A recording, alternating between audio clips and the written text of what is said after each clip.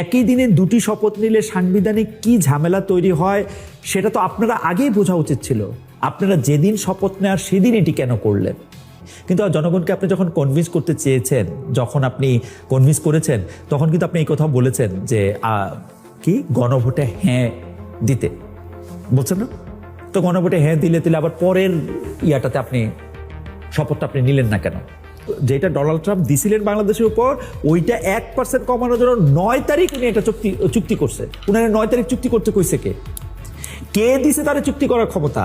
তারেক রহমানের সরকার নিয়ে বলার আগে তারেক রহমান যখন হবু প্রধানমন্ত্রী তখন একটা প্রেস ব্রিফিং করেছিলেন, সেখানে তাকে ইলেকশন ইঞ্জিনিয়ারিং নিয়ে একটা প্রশ্ন করেছিলাম। আমি সরলভাবে তাকে এই প্রশ্নটি করেছিলাম যে আপনি বলেছিলেন যে এই নির্বাচন আপনার জন্য সহজ হবে না, কিন্তু নির্বাচনের ফল পাওয়ার পর আমরা দেখলাম যে এই নির্বাচন আপনার জন্য যথেষ্ট সরল হয়েছে, কারণ আপনি 200-র বেশি আসন পেয়েছেন।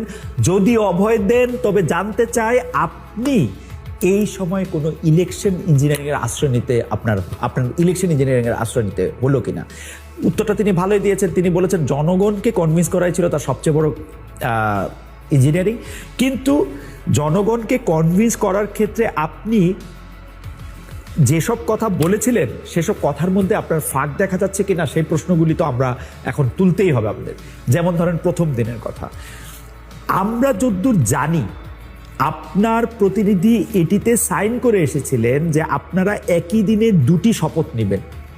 একই দিনে দুটি শপথ নিলে সাংবিধানিক কি ঝামেলা তৈরি হয় সেটা তো আপনারা আগেই বোঝা উচিত ছিল। আপনারা যেদিন শপথ নেওয়ার সেদিন এটি কেন করলেন? আমি কিন্তু বিএনপির কথা বলতে চাই যে বিএনপির এখন যে মেজরিটি আছে, বিএনপি ইচ্ছা করলে সংবিধান সংস্কার পরিষদের শপথ নিয়েও সেটি না করতে পারত। কিন্তু এক যাত্রায় আপনারা পৃথক ফলটা কেন করলেন? আপনারা কি এটার মধ্যে একটা মেসেজ আমাদেরকে দিতে চাইতেছেন যে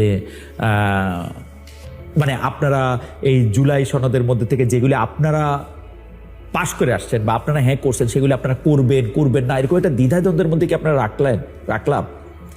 থাকলাম? আমরা মানে ইলেকশন ইঞ্জিনিয়ারিং নিয়ে আপনার অবস্থানটা আমরা পরিষ্কার বুঝলাম। আপনার জনগণকে নিজেদের পক্ষে আনা এবং তাদের কনভিন্স করার ক্ষেত্রে ছিল আপনার জন্য ইঞ্জিনিয়ারিং। কিন্তু জনগণকে আপনি যখন কনভিন্স করতে চেয়েছেন, যখন আপনি কনভিন্স করেছেন, তখন কিন্তু আপনি এই কথা বলেছেন যে কি গণভোটে হ্যাঁ দিতে বলছেন না? তো গণভোটে হ্যাঁ দিলে আবার পরের ইয়াটাতে আপনি শপথটা আপনি নিলেন না কেন? তার মানে আপনি তো এই কথাটা আপনি বলতে চেয়েছেন যে আপনি আসলে জনগণকে কনভিন্স করে ক্ষমতায় এসেছেন এবং জনগণকে কনভিন্স করার আগে আপনি যতগুলি কথা বলেছেন সেই